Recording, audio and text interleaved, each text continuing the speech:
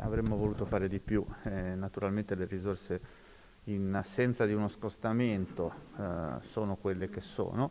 Si è comunque proceduto in modo coraggioso, partendo da un presupposto che lo shock che ha determinato la guerra ha colpito alcuni settori ma ha avvantaggiato altri settori. Si è fatta un'operazione di carattere redistributivo, perché è giusto che non si facciano sovrapprofitti sulla guerra o sulle conseguenze. Il ministro del lavoro è convinto della bontà del decreto aiuti, un provvedimento che però non convince in toto perché è considerato insufficiente. Andrea Orlando però a Padova, proprio per incontrare il mondo delle imprese, lascia spiragli di possibili nuovi aiuti.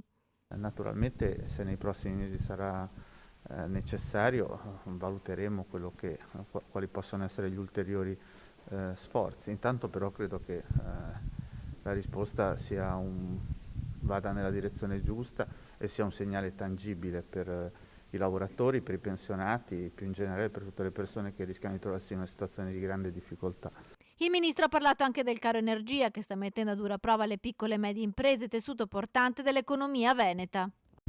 Speriamo che sia una situazione quanto più breve possibile.